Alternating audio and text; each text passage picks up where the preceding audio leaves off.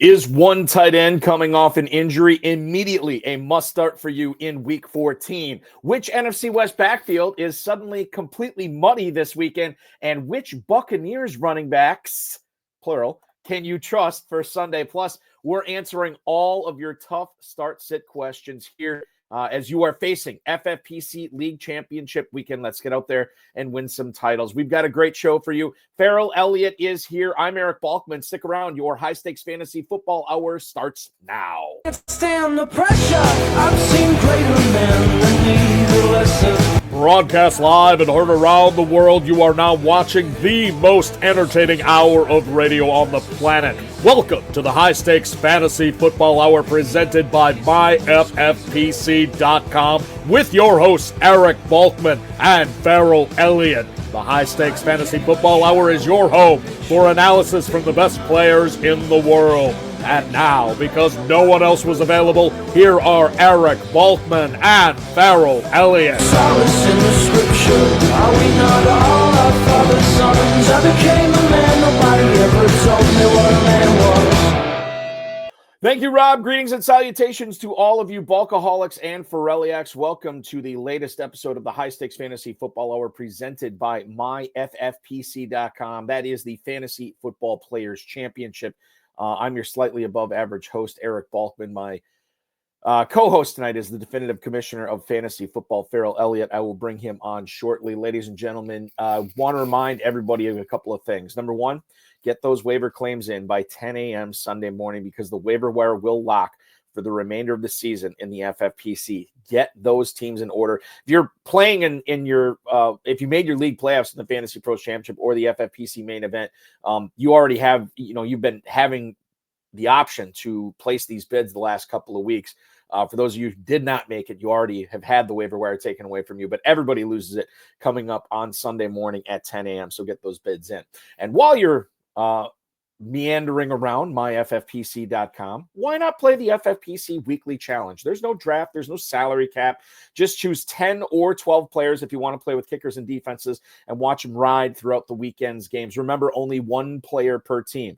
If you want Will Levis, you can't have Nick Westbrook-Ikhine. If you want Patrick Mahomes, you can't have DeAndre Hopkins, so on and so forth. Enter for as little as $35, win up to $2,500 in 10, 30, and 100-team contests as well. Play in the classic or the slim format. myffpc.com. myffpc.com is where to go for that. Remember to like this video, subscribe to the channel, comment on the video, share it with your friends, share it with your enemies, and get notified. So each and every time we go live, and I'll give you next week's schedule coming up after at the end of the show tonight. Anytime we go live, you'll know because you already have that notification bell selected and clicked, and you are ready to go. We are ready to go with our FFPC League Championship advice. We're going to be answering all your start-sits questions tonight. We're going to talk about Dalton Kincaid's prospects against the Rams and what could be a very fruitful fantasy football game.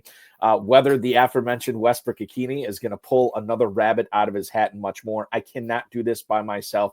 I have to bring in the co-host with the most, the definitive commissioner of fantasy football, one Ferrell Elliott. Ferrell, happy Friday to you and welcome in. Buddy, it is so good to see you. I'm reviewing my contract. You said tonight's co-host, and I thought I had a yearly gig here, and now I'm beginning to wonder. Like all college football coaches right now, I'm beginning to try to read between the lines what's happening and understanding that I could be out based on my weeks 12, 13, and 14 performance. 12 and 13 in the FFPC. I may deserve to be out, but that's another conversation. We don't often get breaking news on this program, but I'm just we do all the time. Yeah. Well, I do have some breaking news coming in right now. Apparently, the hsffhour has reached a long-term agreement with one Ferrell Elliott to be the long-term co-host for this show indefinitely. You have the golden contract, Ferrell. It's till death do us part. Till death do us part, basically. It's exciting because we kick off the KFFSC championship round this weekend. We did last night with the Packers and Lions. That is ongoing. And of course, FFPC League Championship weekend, everybody setting their sights on league titles. Scott Christian already popping in saying, good evening, Balky and Ferrell. It's fantasy football playoffs time. Let's go. It's the year of the pig. and Oinker would agree. It is indeed the year of the pig. We'll see what happens with that. Scott wants to know, or just giving greetings to Oinker here. He is enjoying his new home. I can tell you that right now, right, Oinker? Yeah, he is. So he's all good to go. Ferrell, the Packers were not good to go last night as they fell to the Detroit Lions in a really good game, 34-31. Tom Smith brings this up, and I think we should lead it off with this. Jaden Reed, big old zero last night. Not sure he can be trusted going forward for the next 3 weeks during championship run. I think I don't want to speak for you, but I feel like on this show, while we have said it's roulette playing, it's like playing roulette with Packers receivers each and every week. The one guy I think we usually counted on for at least minimal production, like double-digit production at a minimum, was Jaden Reed. And now, granted he had the 2 touchdowns last week against Miami, but he only caught like 3 passes that game. This game, no points on 1 target. Ferrell, they weren't even scheming him into the game. Yeah, I think you have to look long and hard about starting Jaden Reed with $1 million on the line here coming up in the FFPC. I felt this about every Packer receiver this year. And, I've in drafting Packer receivers, I concentrated on Watson. I love the athlete, but I don't love the situation. This is the best ball crew. It's the best ball squad. It's a tip to the cap for what they've done with the wide receiver position on this team, because these are great football players that can contribute every week. I saw wonderful things for the Packers. I thought they went blow to blow with Detroit, and tremendous play and respect for Jordan Love last night, who kept plays going, threw the ball from all different type of angles. You saw the better part of his game, reminding you about what you like about the best games of Patrick Mahomes. So it's great to be in business with the Packers, but you've got too many players at the wide receivers. Let's concentrate on what the running back is doing. Because how wonderful was that? Yeah, and that's the other frustrating thing for me as a Packers fan. Only 66 yards for Josh Jacobs. Now, maybe that's just the way the game was going. He had more yardage than Gibbs. He had more yardage than Montgomery on the ground. But I think part of the reason that Love has cleaned up his turnover problems over the last 4 weeks where he hasn't turned the ball over, number one is health, and number two is this fantastic ground game that the Packers have. I was at the Dolphins game on Thanksgiving night, and I can't remember the last time I said that the Packers look like the more physical team, but they look like the more physical team against Miami. And I don't think they got out physical against Detroit, one of the most physical teams in the league as well. It's really weird that one guy in Josh Jacobs can really transform the mentality of an offense and the mentality of a team.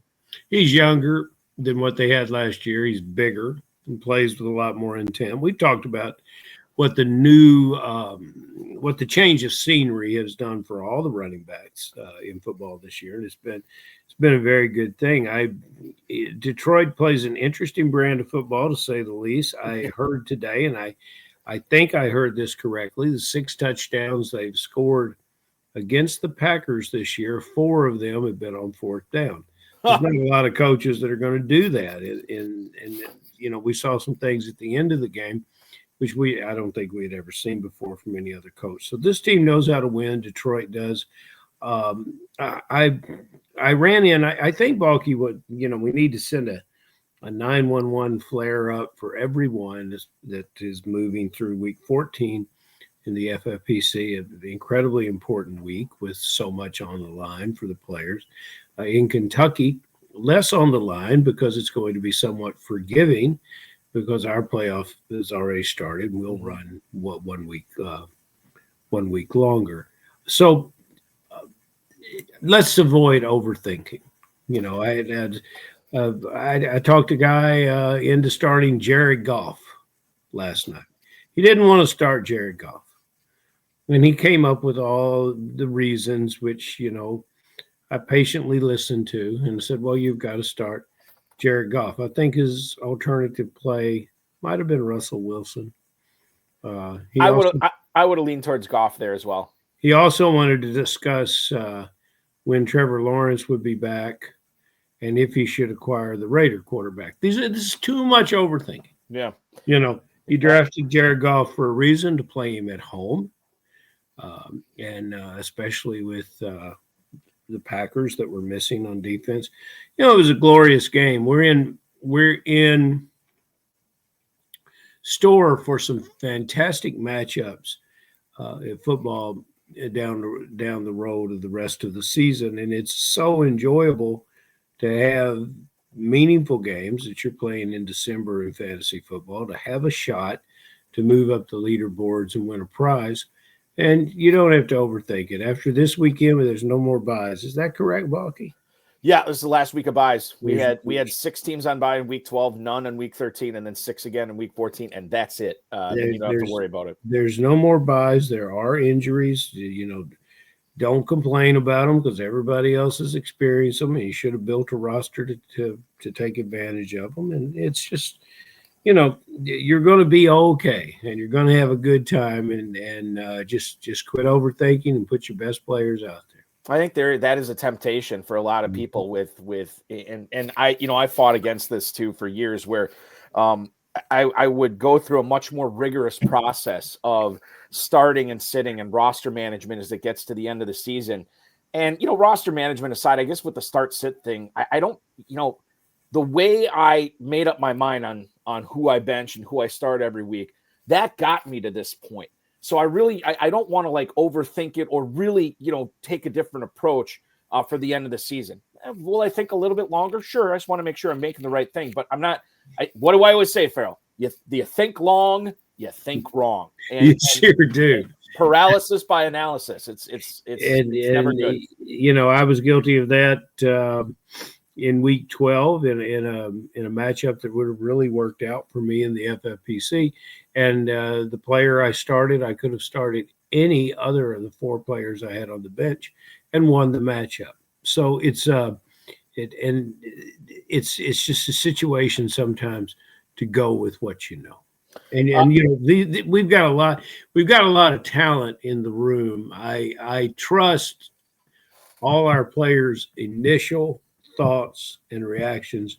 I trust those more than I trust them analyzing and trying to make a case for a player, because you don't have to do it now. You've got a full roster.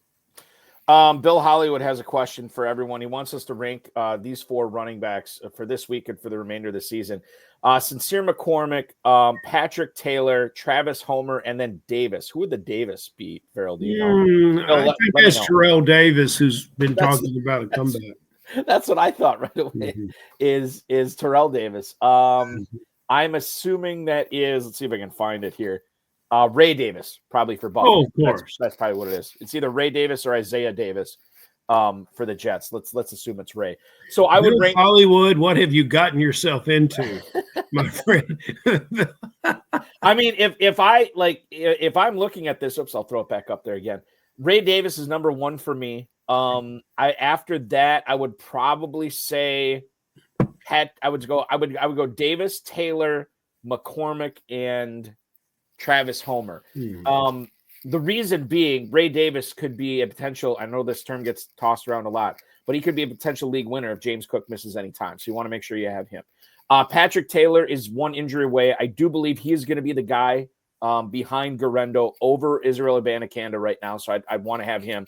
Travis Homer, or Sincere McCormick has really come through the last couple of weeks for the Raiders. However, bear in mind, Amir Abdullah still in that backfield, and you have Madison questionable this week. So Madison might play, which kind of neuters him a little bit. And then Travis Homer, yeah, he could start this week, which is great against the Niners if Roshan Johnson is out and if DeAndre Swift is out.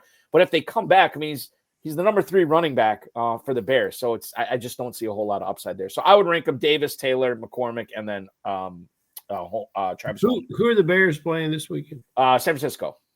Are you sure about that? I thought it was Buffalo. Hold on. No, I'm not sure. Double check. No, it's the Niners. There, it's in Santa Clara. Bears. Chicago's going somewhere else. Buffalo is the Rams, I think. Yeah, Buffalo is at the Rams. Oh, okay. Well, I stand corrected. You know, you got to figure out the games, Balky. That handy schedule that the FFPC gives out, I should be hanging on to that here. Yeah, for sure. So the player that's most reliable here is Davis. The player that's most interesting here is McCormick. I really liked this player in college. He's a smaller school player, but a second or third team All-American. I can't remember. I saw him play against Louisiana Tech. He scored 3 touchdowns. Louisiana Tech was no slouch that year. Tore his ACL very early in 2023. So, this is a hungry player playing on a team that nothing has really worked, and they're looking for answers. But Davis is your easy start. It's here because he's got, as you well said, Balkman, the most potential upside. So I'm just basically repeating what you said. But keep an eye on what's happening with the Raiders. That might be when they start a player, that might be a potential player you could buy into if you need a high side. Permar has a question here for us. I think this is really interesting. Jameis Winston or Justin Herbert. Winston in a potential shootout environment at Pittsburgh this week, where they are 6.5-point dogs, so positive game script for Jameis Winston, or Justin Herbert, who has been, as Permar puts it, sluggish, and he is not going to have J.K. Dobbins available in that ground game. The Chargers really struggled to get anything going with that ground game without Dobbins last week. Chargers go to Arrowhead. They are 4-point underdogs. Total on the Steelers-Browns game is 43.5. Total on this Chargers-Chiefs game is 43. Ferrell, how do you stand in on this? Winston over Herbert or vice versa? Well, it's hard to shoot the Jameis horse has won the race. Yeah, that last game at Atlanta, 147 yards. Paramore, it depends on what you think you need and if you've got any stacks and those kind of things. That Pittsburgh defense is awful stout. It's not going to look like it did last time Jameis was out. That's one of the tougher questions that we're going to have. If you feel you have explosive lineup at the other 9 positions and really want to count on a 20-point game moving you up in your playoff, in your league, I'm going to go Herbert. If you have issues with so many players that are on bye, if you don't have Henry, and if you don't have Permar seems like his Indianapolis Colts. They probably got a guy from there. Whoever you don't have, Permar, if you're liked and need big numbers, go ahead with Jameis. I think it'd be more fun to start Winston. I think if I was playing in the Kentucky Fantasy Football State Championship and I was chasing, needing to move up the leaderboard, I'd be more inclined to play Winston because I do think his ceiling's a little bit higher. You know what's funny is go ahead, Buck. I thought last week that Winston was going to have big problems moving the ball against that Broncos defense. He did it, 497 yards. I didn't think there was going to be any issue with Justin Herbert having a good game against the Falcons, only 147 yards, no touchdowns, no picks, 1 rushing yard. So it's not great. How many picks Jameis at Denver? How many picks do you have? He had 3. Okay. How many picks Herbert had all year? 1. That's true. Yeah.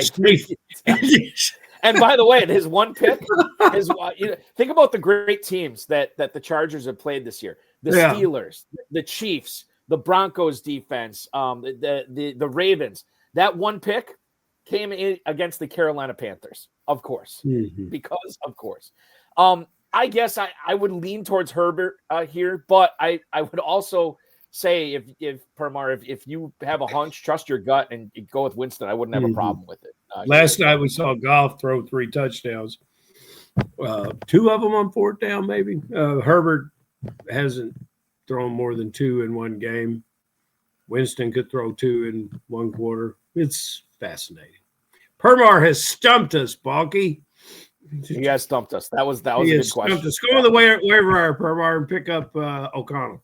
Yeah, get him in there. Okay, let's see. I'm just catching up here. I want to make sure I did not miss anything. I don't think I did. But if you had a question in there and I am moving forward, My apologies. Just post it again. We'll get to it. Still, let's stick with this Chargers conversation. Ladd McConkey is dealing with a shoulder injury and a knee injury. My shoulder and my knee. He is questionable against the Chiefs for Week 14. 117 yards last week before he could not go any longer with that knee injury. Harbaugh didn't really say a whole lot about his availability, but he did get in 3 limited practices this week, which is good. I would think he's going to play, Ferrell. However, the problem with this, it's a Sunday night game. Obviously, it depends upon what your other options are. And if you can pivot in that Sunday night game, maybe you pick up, a guy like Josh Palmer off the waiver wire. Quentin Johnston's probably not available. You could go with a Jermaine Burton or a Andrei Yoshivas on Monday night, Brandon Cooks, Jalen Tolbert, just in case McConkey can't go. I think if you play it correctly, McConkey is worth waiting around for, and I do believe he is playing, but I want to leave myself an out just in case. Again, FFPC League Championship weekend. You can't screw this up. Not at all. Wow. McConkey has been such a target magnet for this team, and he is such a key to make them go. The Chargers don't look anything like what I thought they would when the season started. And it's been a good combination of rush and pass, and we all thought it was going to be run heavy, and it has been run centered, but still we're looking at a quarterback that's thrown for about 2,500 yards here. So, and 5 games to go. So, I don't know, Balky. I hate waiting to hear what McConkey is going to do. And these we think he's going to play. We think he's going to play. Oh, he doesn't play. But he's proven that he's been effective when he has been on the field. So once again, we can look at the training staff of the Chargers and say, hey, they must know how to get guys ready to get on the field. So let's just this is one that you need to overthink.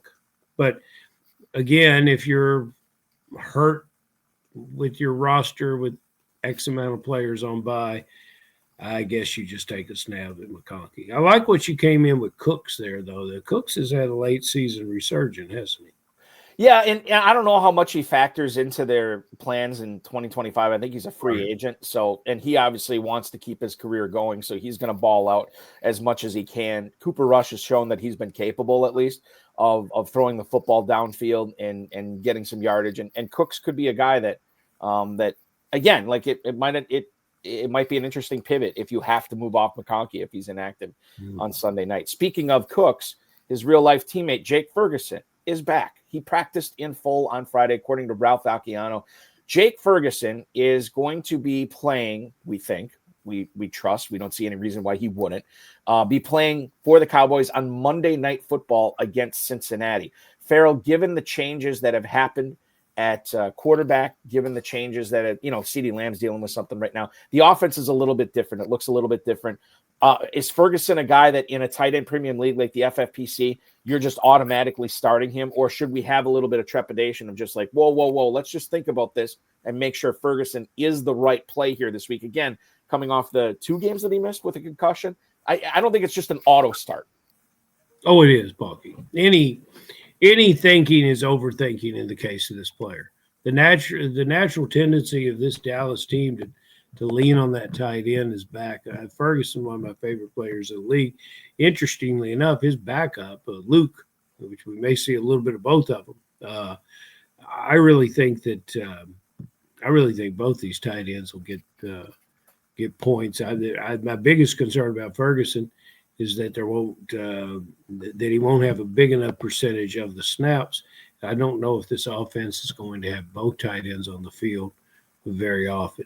But all in all, I like both these tight ends, and I like Ferguson best. And if you drafted Ferguson, especially in our FFPC, you don't really have anybody that can touch him to play in front of him. Because Balky, has there been a late round breakthrough at tight end this year? I can't think of who it I can't think of who it was. When we had the tight end whisperer back in the pros versus shows, he brought on Hunter Henry as a player, and I tip of the cap to him. Hunter Henry's put together some nice games as of late. You've got to hear the whispers to know when to play Hunter Henry, but nevertheless, I can't think of. Is there anyone? I got four. of them. Is Disley on? You're going to say Disley? Disley's one of them. Well, okay, fair enough. You're going to say Jonnu Smith, and we knew that. Yep. Okay. We didn't know that, though, because he wasn't being drafted that high. Well, true. We knew if Jonnu was given the job, he could deliver, I guess. And he's delivering. You're not going to say Gesicki. No, not Gesicki. What are you going to say? Tucker Kraft, right in Green Bay. No, wait a minute. No, Tucker Kraft wasn't a late pick. Oh, you would be surprised, Farrell. I'm going to look it up right now. Please. Bear in mind that the Packers had a guy, and they still have a guy, but he's been on IR. Named Luke Musgrave, who a lot of people were drafting here. And I know there was plenty of people that looked at Tucker Kraft as the better guy anyway when they were drafted. You were one of them. No, I wasn't. I was a big Musgrave fan. I was a big Musgrave guy. Tucker Kraft, again, I'm looking at the ADP from Fantasy Mojo, fantasymojo.com, Darren Armani at Fantasy Mojo. That's our guy. Tucker Kraft went off the board as tight end 31 at the 17-10 in the FFPC Main Event. Yes, that's where he was being drafted. Actually, I wish I had a time machine. Right. But after Mike Gesicki, actually, Gesicki was tight end 30, and then Kraft was tight end 31. Now, thinking, Balky? So those were three of the four. Disley, Tucker Kraft, Jonnu Smith, and then the fourth guy I'll give you. Now he's fallen off a little bit since Mike Evans came back, but Cade Otton is a guy that was right up there, and he was a guy that was an afterthought in drafts too. He was drafted I take that back. Tight end 21 at the 1408. So late 14th round pick. We're picking at nits a little bit here, but he wasn't as big of a get as Tucker Kraft was. Go ahead. This was back when all the boys were in the pros versus Joes were referring to him as Cade Rotten. They're not doing that now, are they? Cade Rotten. I forgot about that. Yeah, remember that guy is talking about Cade Rotten. Makes you want to adjust your strategy next year and take strictly tight ends for rounds 13 through 17. I often don't do emails this early in the show, but I'm going to do an email from Gary in Maple Shade, New Jersey, because it's the exact same question that Tom Smith has just asked us in the chat room right now. Caleb Williams, possibly without DeAndre Swift and DJ Moore, or Brock Purdy, who obviously is going to be going without Brandon Ayuk and Christian McCaffrey. They are playing against each other, Ferrell. Who would you rather play this week between those two? Let's go play some Caleb Williams. Caleb Williams? Let's go ahead. Yeah. I do like him, and I want to get your opinion sort of on Thomas Brown, who, when he took over for Shane Waldron, Williams' numbers and his efficiency have both gone up. Now Brown is the head guy in charge of the Bears. What do you make of that coaching change for the Bears? I think this is an improvement for not only Caleb Williams, but the rest of the team as well. It's a shakeup. Midseason shakeup gets everyone's attention. Even a player like Williams, so the rookie, with the red carpet rolled out for him, it gets everyone's attention as a reset, and it can be good for the team. It's equivalent to the old dead cat bounce. But I think Purdy, things are not going well for the Niners. They got to have this game. I think they've got a running back to handle it. I love what they have at the receivers. I like the Niners for the game, so I believe it's going to be a little chaser position for the Bears. It's a toss-up, but I could see Williams with 5 more points, fantasy points. I'm gonna roll in with Williams, even though normally in this situation I take the home quarterback, but I think there is a little bit more upside for Williams than Purdy this week, and I'm going to go with that. If I was to look at the total and spread on this game, I'm seeing the Niners as a 3.5 point favorite with a total of 44 in that game. Permar has another question here. I think this is interesting, and this one I'm more sure about how I feel. He wants to know, with George Pickens' new hamstring injury, would you drop Devon Vele for Calvin Austin? And for me, the answer is yes, I would, because I do see potential for wide receiver one numbers, not fantasy wide receiver number one, but where the Steelers might feature Calvin Austin a little bit more, who's been making plays when he's been the number two, whereas Vele significantly behind Cortland Sutton, still making plays. I just think there's more upside with Calvin Austin. I want to get me the guy with the ceiling. So, yeah. I do, too. They look like they want to get the ball to Austin, and Vele's been a favorite of Permar. Permar, get yourself out to Planet Hollywood 2025, and let's go ahead and draft Vele there. Until then, let's play Austin. But Bill Hollywood also saying Austin has more upside, so that's what we're. Bill Hollywood knows. Bill Hollywood knows a lot of stuff. Bill Hollywood better get himself together and come register for Super Sunday weekend. That's right. Absolutely. We were just talking about tight ends with Jake Ferguson. Let's stay in that same division and talk about the Eagles. Dallas Goedert has been ruled out with a knee injury for this Panthers game. Yes, he is out again. And by the way, this could be a multi-week injury for Goddard here. Adam Schefter reporting this.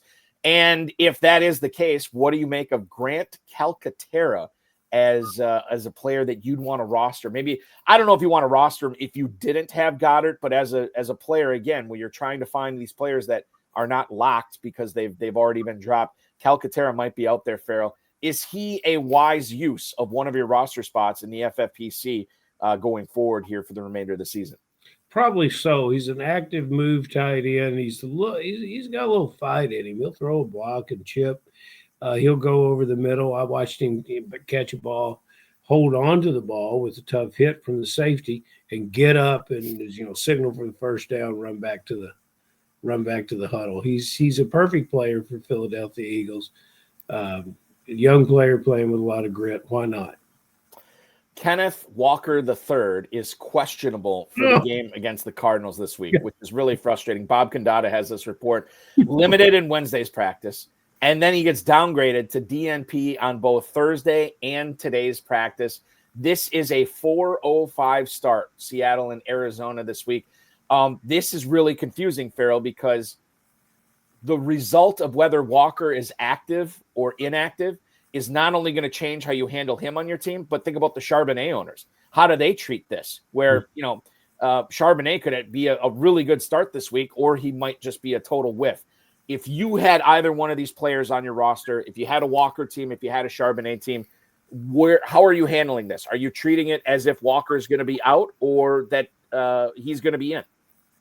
Well, did not practice today is pretty much evident of what's going to happen. So you're treating Walker. Okay. All right. Yeah, Charbonnet is likely to be your guy. How high? I mean, is he a top 20 guy this week, Charbonnet? Is he higher than that? Is he a top 15 guy? He's done it before, and that's what you have to like about him. I see a big disconnect between the talent of the two players. Both fantasy players don't. That's why I've grown so much, because Walker is a player that I want to see healthy. Well, I've always thought Walker, with the season that he deserves, could be be a second-round running back in the FFPC. I think a lot of the player has a lot of appeal to me. Maybe he stays under the radar with this injury, and we get to Las Vegas next year, and we pick up Walker at a deflated value price. Yeah. Maybe he's the 2025 Josh Jacobs. But remember why, if he doesn't play now and if he's hampered for the rest of the way, our drafters will need to remember why he didn't finish the season well. But, yeah, Charbonnet, good player. It is the portion of the program right now where we get to bring in this lovely piece of this lovely tchotchke here. Oh, that's good stuff. Don the Raiders chain. John Terry, courtesy of John Terry, our mutual friend. He was on the show on Tuesday, the road of his high stakes lowdown. He got his first look at this on the show, and he said he thought it was awesome. So we're going to get into the Raiders portion here. Okay. Ferrell, we touched on this a little bit earlier. Alexander Mattison is questionable for Week 14 against Tampa. Zamir White did not practice today. I think we can just kind of rule him out completely. What a wasted year. It was, yeah. Tough year. And then Madison practiced all 3 days this week. So what are we doing with it? Is Sincere McCormick still a play, or do we start untruthful Madison? Don't forget about Falsitude Abdullah, who is also a Raider. I don't know what we do when I have this many questions about a backfield, Ferrell. Maybe it's just best to kind of leave it alone for week 14 because I don't know what to do here. You probably can't. That's your problem. You probably can't. We got to give the listeners a player to play. Let's play Madison. Madison's practiced. Let's play it. If Madison hasn't practiced, let's play McCormick. I love McCormick, but he's got to be on the field to get the snaps. Chances are, if the team is successful, the Raiders are going to be successful this weekend. They're going to go with a mixed bag of all these players, and you don't have a high ceiling with any of them. But, there's some teams that don't have enough running backs to fill up the spots. And, so you can guarantee one thing, that your Madison and your McCormick, neither of them are going to get a 0. Yeah, that's true. And I think Abdullah is probably in that neighborhood too, where I don't think he gets a 0, but I don't think he gets 10 either. I haven't really seen anyone start Abdullah. Have you? I did. Now you're not. Listen, you're going to say, well, Balky, the Scott Fish Bowl doesn't count, but I did. No, it doesn't. Exactly. It's the only league I've started him in. But yeah, I've seen people roster him, but I haven't gone against them or seen him in anybody's lineups. That is the Raiders. A more compelling running back situation is developing in Tampa. Bucky Irving with a hip injury and a back injury, officially questionable to play against those Las Vegas Raiders. Greg Allman with the report here. Limited practice for Irving today. He did not practice at all on Wednesday or Thursday. I am not sure what to do here. And if Bucky Irving is active, I think you have to play him, Ferrell. But I also will allow for the possibility that it might be a reduced workload. And maybe we see more Sean Tucker this week. Maybe we see more Rashad White. Or as Dan Williamson refers to these running backs, Bucky, Tucky, and Sucky for Rashad White.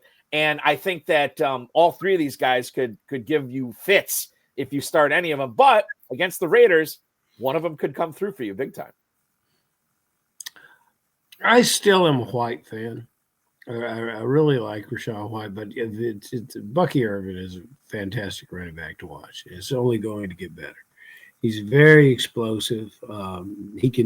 He's learning things about how to play the NFL game week to week. He's progressively better, which is what you want to look at on film. He really sticks out.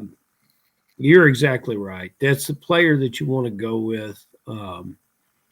It's the player you want to go with if he's healthy. And once again, we could be lied to again by we could have been the Tampa training room is the biggest trainers, the busiest trainers in football are in Tampa. Let's just put it that way. So it's Irving. Obviously, you and I are in agreement. Right. If Irving misses this game, would you feel okay starting Rashad White, knowing that? That's why Led was saying I really like White. Yeah. Okay. All right. So you're still, and he needs a bounce back game. And Tucker is out of the equation for starting in week 14. Yeah, right? I think so. Okay. I think so. Tucker to me is the Gainwell of the Tampa Bay Bucks. Yeah, I can see that.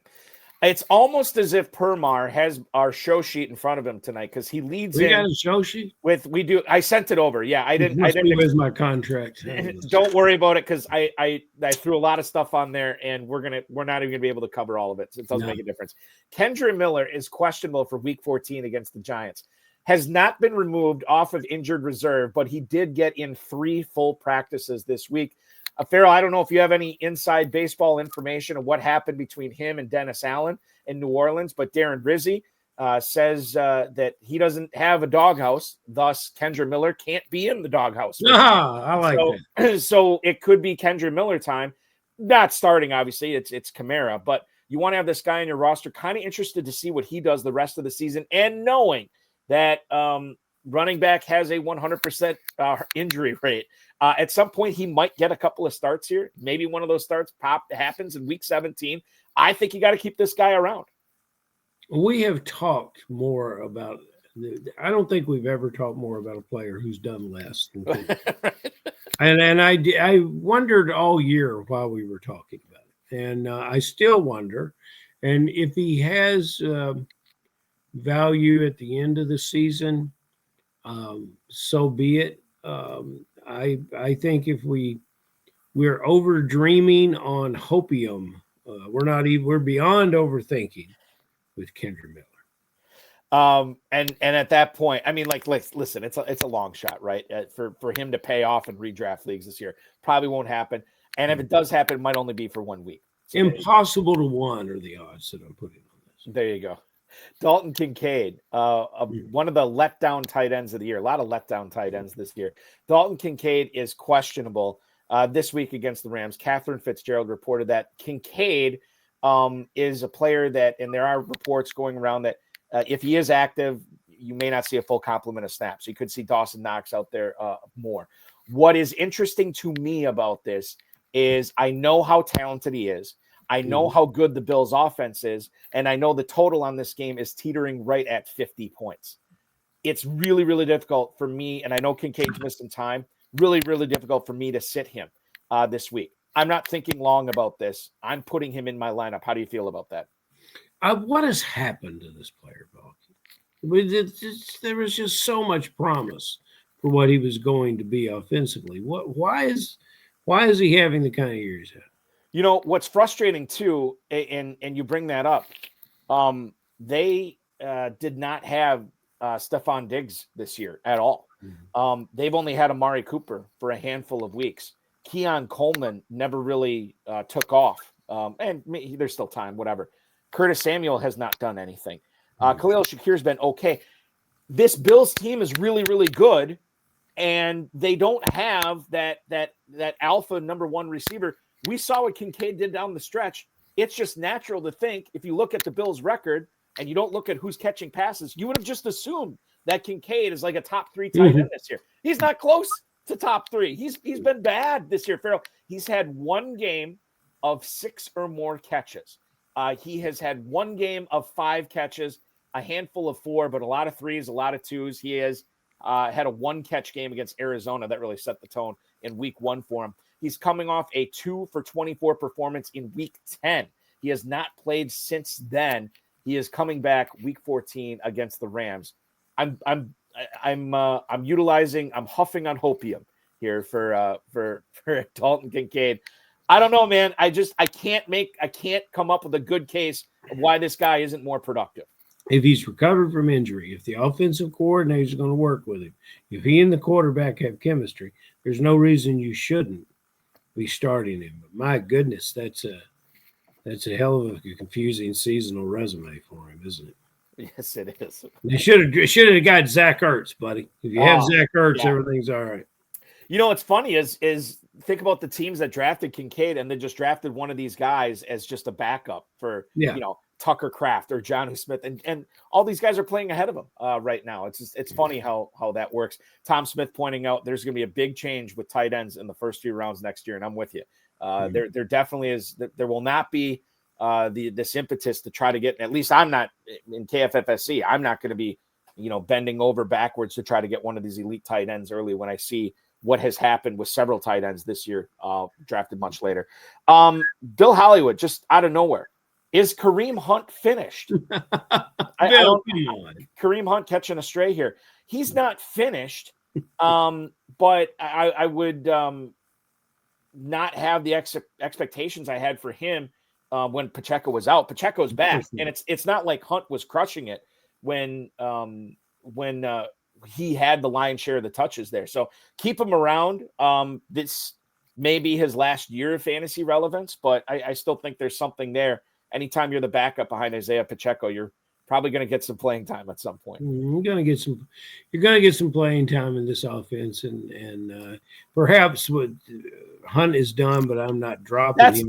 That's what I'm trying to say. That makes sense. It's like I'm going to say something, but maybe not mean it.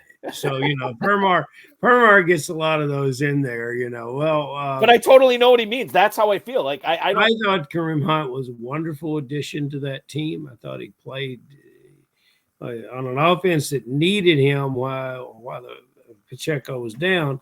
I thought he played very, very well and started some fantasy games for me, which I was pleased to get the point. So I don't think he's done. I think he'll have a role the rest of the way. He's not playable, but Pacheco will be. And that's about the story. Let's go to some emails here that came in. A lot of starts or sits for these, I'm assuming, FFPC players here. Julian in Santa Clara kicks it off. Darnell Mooney or Khalil Shakir. Those are his options that he can only play one of them. We talked about Shakir a little bit when we got into the Kincaid discussion. I do like him. I know it's on the road against the Rams, but he's kind of been their number one wide receiver. Is Cooper going to play? I mean, I think so, but I trust Shakir more.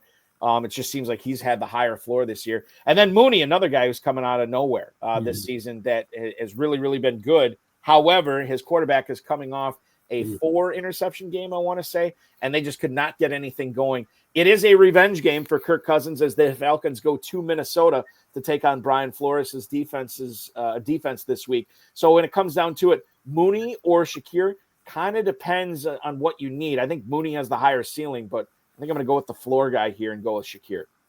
That's why you're great at this business, Balky, because you broke it down. And I think the only thing I would disagree about what you said is I think Shakir has the higher ceiling. Oh, based on that group of things that you mentioned that were going wrong in Buffalo. And then, Cousins had 4 interceptions only because the Chargers last week couldn't even catch those balls. I mean, it was bad. It was just,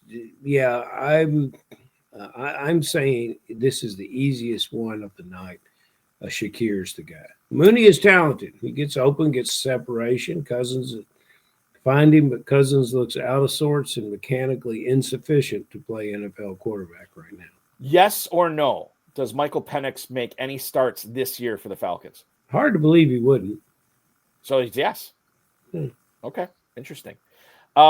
Wes in Bainbridge, New York, continues with another wide receiver question. Elijah Moore or Nick Westbrook-Ikine? What's the old Saturday Night Live thing when Daryl Hammond was doing Tim Russert from Meet the Press, and he had Anna Gasteyer playing Hillary Clinton, and he would ask her a question, and he'd always go, Hillary Rodham Clinton, and she said, "You say my name like I was naughty at school," and that's how I'm doing it. Westbrook-Ikine. This guy, Ferrell, I've reaped the benefits of him the last couple of weeks, where I've started him in a couple of Kentucky leagues where he's scored, and I know it's not sticky, and yet, with apologies to Chris Carter, all this guy does is catch touchdowns. That's all he does. Every single week, he's got 9 of them on the season. Now, Elijah Moore is the other one here at Pittsburgh. We kind of broke down what we think Jameis Winston is going to do against that Steelers offense. I think the matchup would say that it's Westbrook-Ikine as he gets the Jaguars at home. I'm playing him again. I'm riding this train until it stops. Now, it might crash. It might just fall off the train tracks, which I realize is a possibility here. But I'm going with NWI here with him over Elijah Moore. I'm 100% with you, Balky. And when you looked at Tennessee previously, even last year, you see this player and you say, man, that player is going to finally be given a chance. Well, he is now. His receptions are small, his touchdowns are long. But what's beginning to tick up is the number of targets. And eventually, when this quarterback and he get on the same page, and when the quarterback finds himself before the season is over, Westbrook-Ikine could have some really interesting breakthrough games. So I think you're in the right place there, my friend. Yeah, it's Westbrook-Ikine for sure. Will Dissly or Jawan Johnson is the next one. That is Logan in Macon, Georgia. He has to figure this out. Will Dissly, again, Sunday Night Football. No, it's not Sunday Night Football. Excuse me. That's the Chiefs game. He is in Arrowhead this week. Jawan Johnson is going to be at New York this week at the Giants. And Jawan Johnson's missed some time. Yeah. He came back last. Oh, no, he has not missed time. I take that back. He had probably his best game of the season this past week against the Rams. 7 targets. He catches 5 of them for 36 yards. You like that in the FFPC. Normally I'd say it's Dissly, no question, with how he's been crushing it. But then for whatever reason, he puts up a bagel last week. So now it's Juwan Johnson. There's the conversation. I still think it's Disley, but man, I don't know. There's no way to answer this question. I have a soft spot for Disley because on one of my teams, he was the first time I got a tight end touchdown this year. Oh. But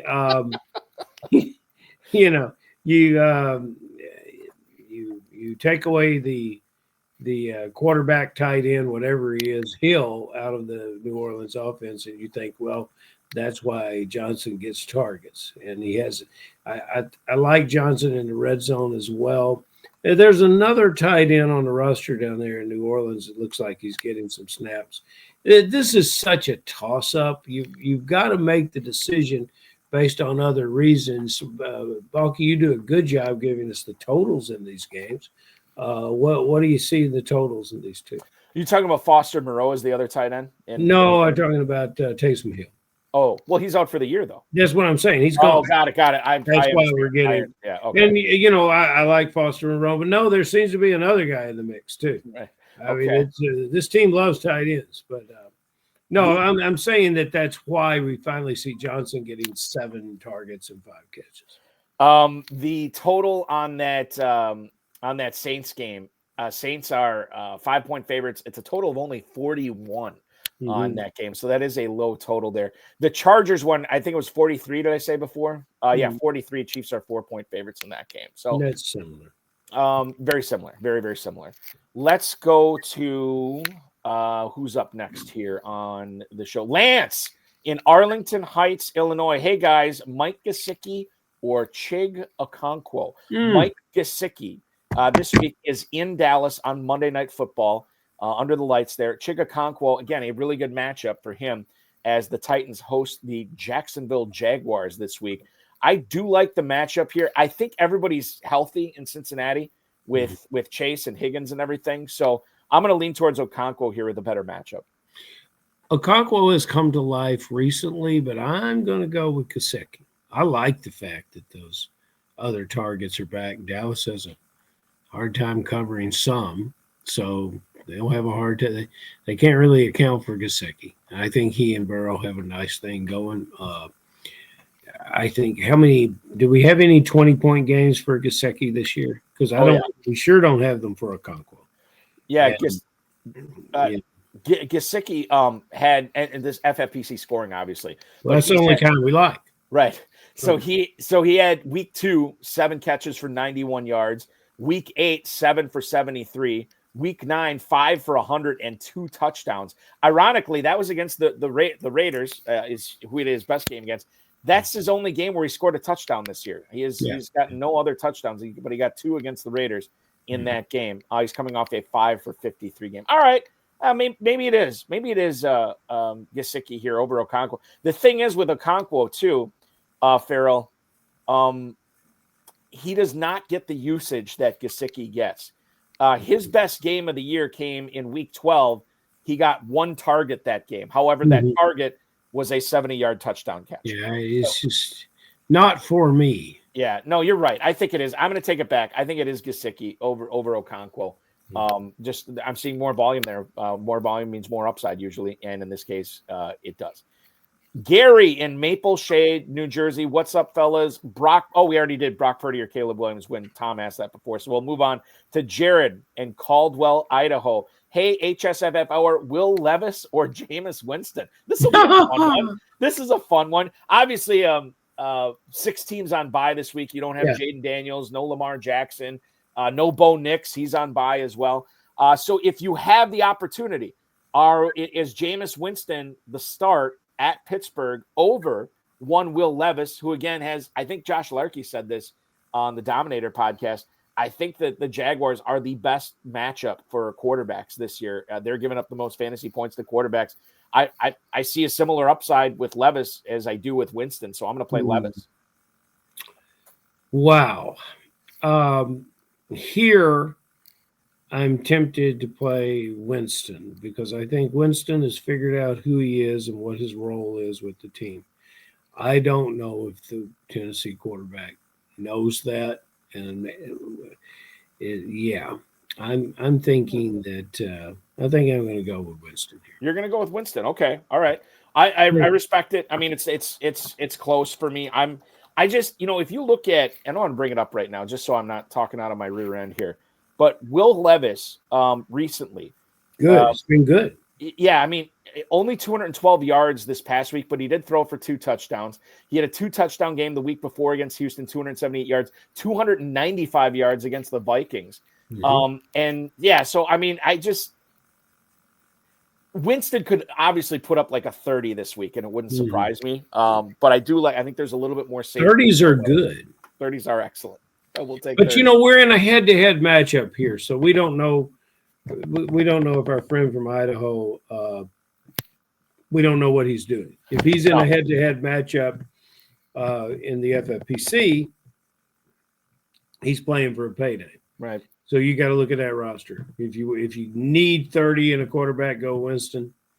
If you can win with 20, go Levis. I agree with your assumption there on what this guy needs. So Jared, give us some more feedback. Give us some more info on that. We can answer the question a little bit better. John in Grand Rapids, Travis Etienne or Isaiah Pacheco this week. So this is a guy that, I think when you draft these guys, you just assume you'd be starting both of them.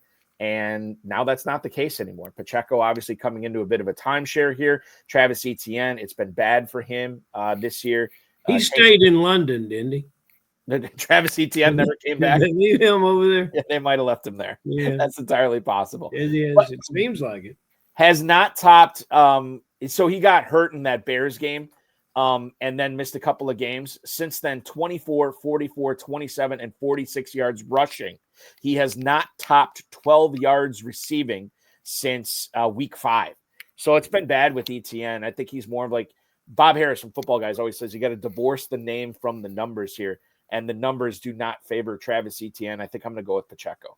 How many weeks has Pacheco been down until he played last week? Pacheco missed a total. Do you want me to count the bye week? It doesn't matter. All right, well, I'll count it then. He has missed 10 weeks of football. 10 weeks. Played the first 2 weeks and now came back in week 13.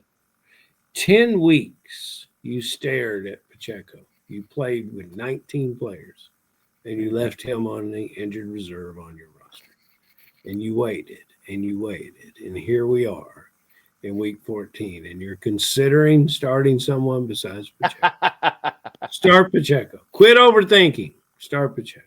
Pacheco last week too in his return gets 7 carries for 44 yards. He also caught a pass for 5 yards. Again, limited action against the Raiders, but hopefully his volume goes up a little bit more. If you looked at the way he ran with the authority. You just need to go look at him run, and then you're going to say, "Oh well, let's start Pacheco." If there is one running back in the NFL that does not care about his body, it's Isaiah Pacheco, just with no regard for his own personal safety, which is good and bad that he runs that way. But I think it's Pacheco here. He is built to distribute pain while moving.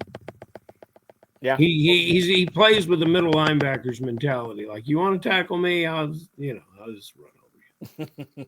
Final one we have here, Ferrell. It is Al in Houston. Gus Edwards or Tyjae Spears. Gus Edwards probably going to be the lead. Yeah, he is going to be the lead running back because J.K. Dobbins is on IR. Tyjae Spears against the Jaguars. Edwards against the Chiefs. What's your feelings here? Which is the right guy to go with? Well, Edwards. Edwards? Yeah. Edwards last week against the Falcons, 6 carries, 32 yards. He had 1 catch for 1 yard. Did not get in. No, he did not get into the end zone. Spears is coming off a game where, I didn't realize he was hardly utilized at all. Did he get hurt against Washington? I don't think he did. I think it was just Pollard didn't, and that's what matters. 1 carry for 3 yards. Yeah, that's big. Just writing it home about it, baby. You can't. I mean, even in a good matchup, Spears is running neck and neck with Kendra Miller of things we shouldn't even talk about. All right. And with that, we will wrap up our conversation not only of Tyjae Spears and Kendra Miller, but the entire show tonight as well. Tom Smith says, good show tonight, fellas. See you both again next week, which, we're doing a show next week. I'll be announcing the guest for that shortly. Good luck going forward these next few weeks, and good luck to everybody out there in FFPC and KFFSC land that are gunning for massive grand prizes this week. Ferrell Elliott, KFFSC.com is where to sign up for the Super Sunday Leagues, which you need to be doing, and joining everybody in Caesars, Southern Indiana, to not only watch the Super Bowl, but draft some football teams with the Kentucky Fantasy Football State Championship. Nobody's going to treat you as well on Super Bowl weekend as we are. That facts right there. Ferrell, enjoy your weekend, man. Thank you so much for hanging out tonight. Thank you, my friend. That is Ferrell Elliott, the definitive commissioner of fantasy football. And that will wrap up the tonight's proceedings here, ladies and gentlemen, on the show. I want to thank Ferrell Elliott, the FFPC, Rob, Bryce, and, of course, each and every one of you. We will return next Friday at 10 p.m. 16th place FFPC main event regular season finisher Ron Ibarra is going to join us and talk about his march through the championship round. That will be fun. That's next Friday at 10. Watch this past week's RotoViz High Stakes Lowdown. I alluded to it earlier. John Terry, the 25th place regular season finisher in the Fantasy Pros Championship. He and I chopped it up. We got the Raiders chain on the show as well. That was a lot of fun on Tuesday. You can go back and watch that on the YouTube FFPC socials as well. RotoViz Lowdown returns this coming Tuesday at 10 p.m. The main event, 20th place finisher in the FFPC, Mark Davidson, is going to join us as well as he plots his way to $1 million grand prize in the FFPC main event. In case you missed last night's RotoViz High Stakes Fantasy Football Show on the Better Sports Network, I chopped it up with Pat Fitzmaurice from Fantasy Pros. That was a lot of fun leading into that Packers-Lions game. You can watch that back at your leisure on any of the BSN socials or FFPC socials. We will be back next Thursday at 7 p.m. with Corbin Young from Rotoballer taking us into that Thursday night football game as well. Play the FFPC Weekly Challenge. No draft, no salary cap. Just choose the 10 or 12 players that you want. If you want to play with kickers and defenses or without, that's up to you. And watch them ride through this weekend's games. Enter for as little as $35. Win up to $2,500. 10, 30, and 100 team formats. Play whatever you want. Play them all. Go to myffpc.com. That's myffpc.com. And you can get registered and play with the lineups locking at 1 p.m. on Sunday. Remember to like this video, subscribe to the channel, comment on the video, share it with your friends, share it with your enemies, and get notified each and every time we go live, which will be Tuesday night on the RotoViz High Stakes Lowdown with myself and Mark Davidson. For Ferrell Elliott, I'm Eric Balkman. This has been the High Stakes Fantasy Football Hour on the FFPC YouTube network. Your weekend officially starts now.